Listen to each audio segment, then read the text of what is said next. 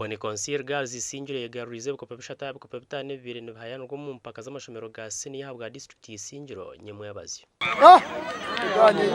Ikiyeje cyise ku munwa gw'enkoko. Boni Concile singire katanoga na gori bira rusho mu finals so kwegaruze chikopo cyo mpira gwe bigera habwa bishice mu rwa kashatu. Yagaruka yasinga ni isingiro SS na gori 10 mu kagara umwendo kwegaruze cyo kuba ko mu rwa kabiri. Kandi yagaruka yasinga nendi in secondary school habwo babira rubusha okusingura chikopo cya volleyball yabishice.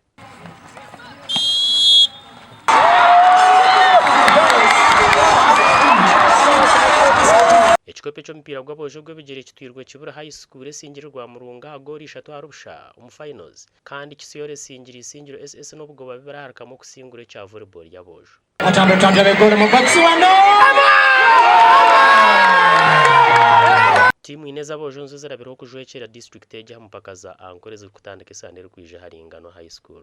Abana bakiburi bana ba muzikiti bari mu kibo nesimanyo bo mugola siba. Sonima abana bakinza kuboma amazi no kumanika motivating hato muna professional za kongera naye kiburi twetegese bulungi nga Boni Concile nga tuyambibwako administrators, teachers, coaches ne well wishers.